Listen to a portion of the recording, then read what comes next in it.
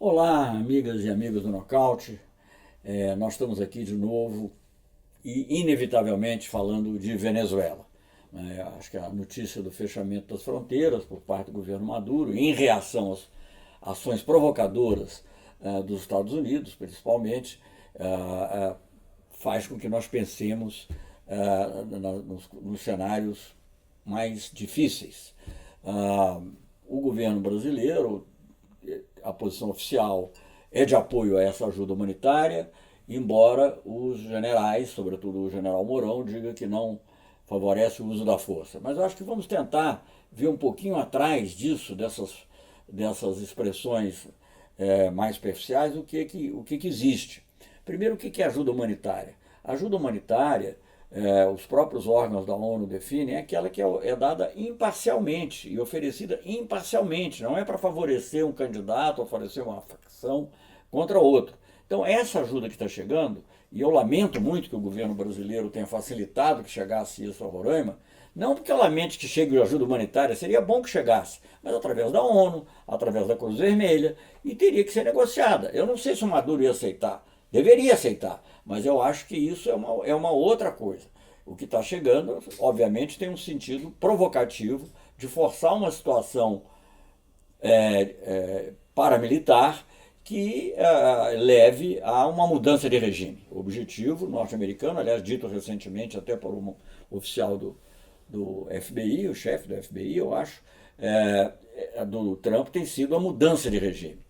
E isso é algo muito grave. E o que eu fico preocupado é que mesmo que nós, digamos, não participemos diretamente com a força, que eu acho que dificilmente o exército brasileiro vai entrar na Venezuela levando caminhões ou forçar a entrada de caminhões venezuelanos, mas, digamos, mesmo essa colaboração indireta e esse apoio político, a reiteração do apoio político ao Guaidó, que, a meu ver, não tem legitimidade nenhuma.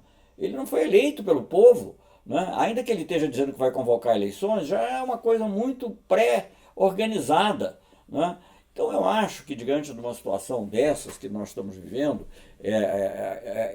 o Brasil está se colocando de uma maneira que é estranha à sua história. Quer dizer, o Brasil goza do privilégio construído com grande esforço, de há 140 anos não ter nenhuma guerra no seu continente. A única guerra que ela participou foi a Segunda Guerra Mundial, lutando contra o nazismo e o fascismo na Europa. Quer dizer, o Brasil não entrou em nenhuma guerra aqui. Então, por que o Brasil vai entrar, se envolver numa coisa tão duvidosa e que, de certa maneira, é tão contrária a alguns princípios da Constituição brasileira? Veja bem, quando a gente está falando em não intervenção, não é só não intervenção militar, é também por outras ações você não ensejar uma mudança de regime que não seja pelos mecanismos constitucionais do país. Então, quer dizer, de alguma maneira, ainda que sem intervenção militar direta brasileira, nós podemos estar facilitando ações militares de outrem, o que não deixa de ser, mesmo que a gente não deixe passar por aqui tropas americanas, como tem dito sempre os militares que isso não será permitido, nós estamos, digamos assim, dando um respaldo a essas ações, estamos legitimando algo que não é verdadeiro em si. Não se trata de ajuda humanitária, trata-se de ajuda para beneficiar uma facção. E vou dizer a vocês, eu conheço um pouco a Venezuela, eu estive lá várias vezes, eu estive antes do governo Chávez e Maduro. A Venezuela é uma sociedade muito dividida, é uma sociedade de grandes desigualdades. Com os defeitos que ele possa ter tido, e eu acho que teve, o presidente Chávez contribuiu para diminuir essas desigualdades, com programas sociais, programas de alfabetização, programas de saúde. Alguns foram com a ajuda de cubanos, mas ele fez isso, e fez de maneira efetiva, a ponto de ganhar prêmios internacionais, ganhou um prêmio da Unesco, em função do trabalho feito, por exemplo, na área de alfabetização. Então, é uma sociedade muito dividida. Então, eu acredito que vai ser muito difícil entrarem, derrubarem o governo, a menos que haja uma divisão interna, mas mesmo que haja uma divisão interna, nada garante que não seja uma divisão interna que venha a ser comandada por uma facção até mais radical que a do Maduro.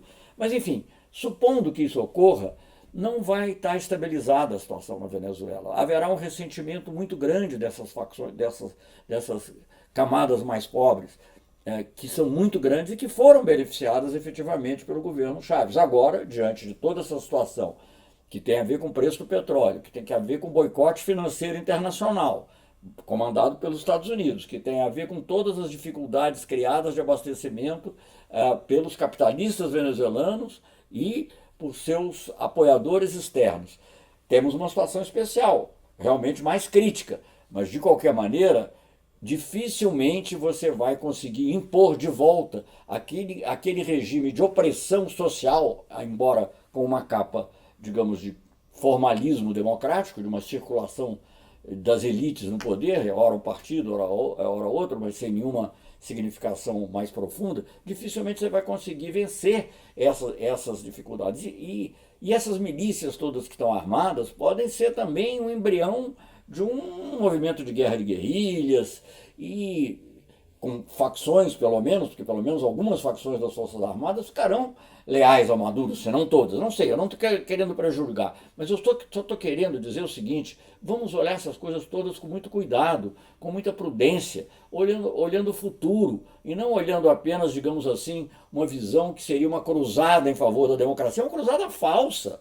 Cá entre nós, gente, eu não quero falar mal de um país, eu fui chanceler.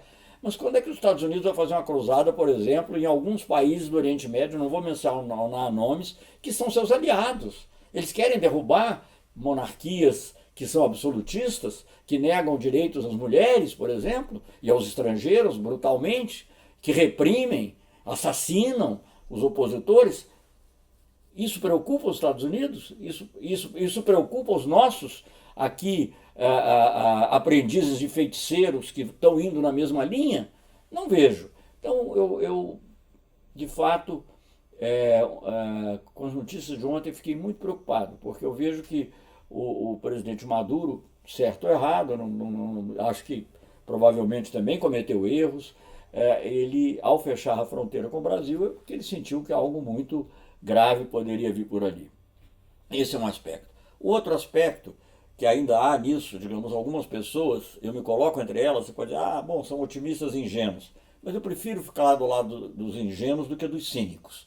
Não é? E quando eu vejo, por exemplo, o presidente Mujica pedir o diálogo, eu acho muito certo, acho que as palavras do Mujica têm que ser ouvidas. Eu não sei se é exatamente da maneira que o Mujica falou, isso aí tem que ver, tem que discutir, mas eu não vejo saída fora do diálogo. Há esperança ainda, elas estão minguando, estão diminuindo, os tambores de guerra começaram a bater de maneira mais forte, mas isso não é motivo para alegria, isso é motivo para muita tristeza, muita preocupação, e para o Brasil especialmente, eu vejo com muito preocupado uma situação que inclusive tem ramificações para a geopolítica mundial e que, portanto, não vai ser acomodada com rapidez ou facilidade. Eu vejo com muita preocupação essa atitude irrefletida de apoiar uma mudança de regime inspirada por Washington.